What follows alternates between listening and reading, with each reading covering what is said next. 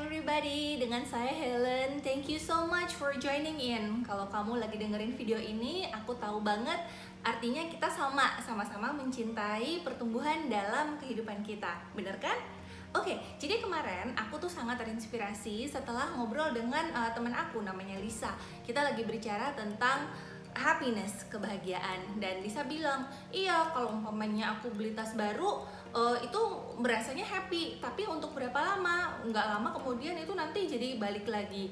Nah, akhirnya aku jadi teringat tentang satu hukum ekonomi namanya the law of diminishing return. Aku tuh bukan guru ekonomi, tapi untuk menjelaskan ini secara singkat aja, itu seolah-olah begini. Di rumah tangga itu ada orang tua sama anaknya dua.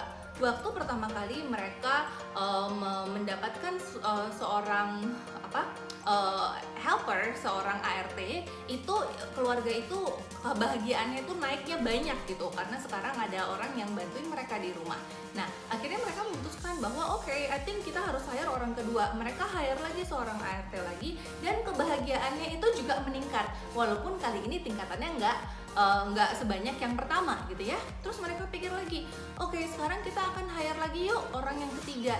And tahu nggak sih, ternyata waktu orang ketiga ini datang, happiness levelnya itu, kebahagiaannya itu, kepuasannya itu ternyata tuh naiknya dikit banget, bahkan hampir nggak naik sama sekali. Kenapa? Karena by that time 3 orang itu tuh sebenarnya udah terlalu banyak, dan bahkan bisa dibilang itu nggak efisien lagi gitu loh. Nah, waktu mereka akhirnya memilih untuk menambahkan orang satu lagi, yang terjadi adalah kurvanya itu bukannya tambah naik atau datar, malah menurun. Kenapa? By this time keluarga ini sudah unhappy. Orangnya di sana di rumah tambah banyak, pekerjaannya akhirnya jadi banyak yang terbengkalai karena satu ngeliatin satu. Dan yang lebih dahsyat, keluarin duitnya itu juga lebih banyak juga. Makanya dibilang adalah hukum diminishing return. Return itu artinya pendapatan, tapi yang udah berkurang. Makanya secara ekonomi juga sebenarnya nggak visible banget. Nah, ini sebenarnya kita bisa aplikasikan ke dalam hidupnya kita. Kenapa begitu? Karena kebanyakan orang itu dalam hidupnya mereka, dalam productive years-nya mereka, itu sangat berpusat terhadap pekerjaannya mereka ya, yang mendatangkan keuangan. Bagus nggak? Luar biasa, bagus banget. Nah, tapi satu hal, ketika seseorang mencapai kekayaan tertentu atau certain target yang ya kamu sendiri tahu dong target kamu berapa ya, kita masing-masing pasti punya target yang berbeda. Tapi waktu seseorang mencapai target yang dia inginkan, sebenarnya pertambahan uang yang besar itu tidak lagi menjadi suatu patokan untuk kebahagiaannya dia. Contohnya begini, ada seorang mungkin di pinggir jalan gitu ya, seorang pengemis di pinggir jalan, waktu dikasih uang 100 juta, kebahagiaannya itu mungkin dari sini itu langsung melonjaknya ke sana gitu.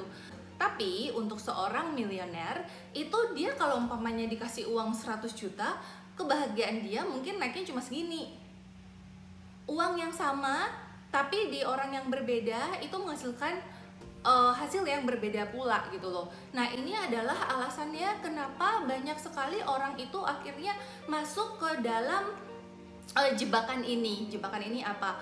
Waktu orang begitu berpusat dengan karirnya mereka, terhadap keuangannya mereka, mengumpulkan begitu banyak harta, mereka akhirnya lupa bahwa kehidupan ini bukan hanya uang aja, ya nggak? Kita punya keluarga, kita punya hubungan relasi dengan teman-teman kita yang lain, kita punya kesehatan, kita punya spiritual kita punya segala macam deh gitu ya. Nah, saat ini ada yang namanya krisis paruh baya. Krisis paruh baya itu terjadi ketika orang sudah di usianya di 50-an, dan akhirnya mereka baru menyadari bahwa di dalam hidup saya sebenarnya bukan ini loh yang mau saya kejar gitu loh. You know, aku sama sekali nggak bermaksud untuk mengajar di sini gitu ya, karena aku tahu aku jauh nggak pantas gitu untuk ngajarin orang apapun. Tapi aku seperti mentor aku selalu bilang, aku cuma membagikan saja apa yang aku pernah alami dalam hidupnya aku.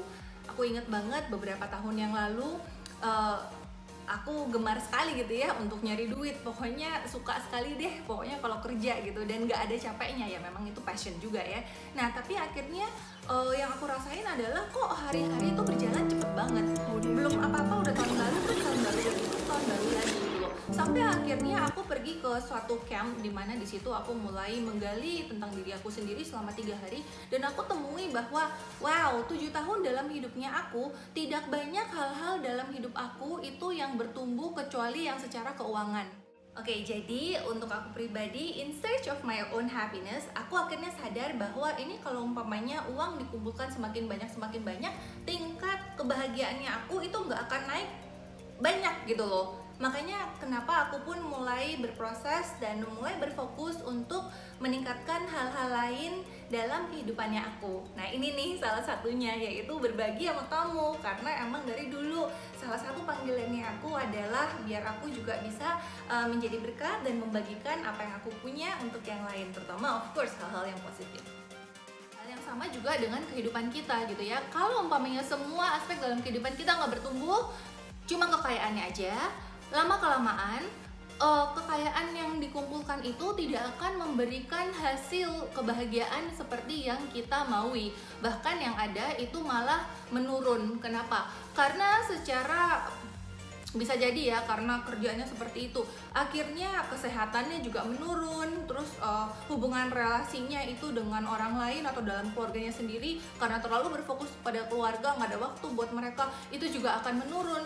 Akhirnya uangnya tambah banyak, ya nggak, kayak helpernya tambah banyak, tapi tingkat kebahagiaannya itu malah menurun. Nah ini biar nggak salah sangka aja ya, aku nggak bilang bahwa mempunyai uang yang banyak itu adalah salah gitu. Bahkan aku bilang kalau umpamanya hari ini hidup kamu itu adalah masih di bawah aja, akan menjadi suatu pola pikir yang salah kalau kamu bilang bahwa iya tapi kan hidup bukan tentang uang aja. Itu mah namanya itu namanya cari alasan gitu ya nggak. Cuma aku bilang kalau umpamanya tingkat kebahagiaannya kamu dalam hal keuangan itu sudah di atas sini, dan kesannya mau ditambah nolnya satu lagi di belakang juga kayaknya saya nggak terlalu banyak big deal deh. Mungkin sudah saatnya supaya bisa berfokus kepada hal-hal yang lain dalam kehidupannya kamu.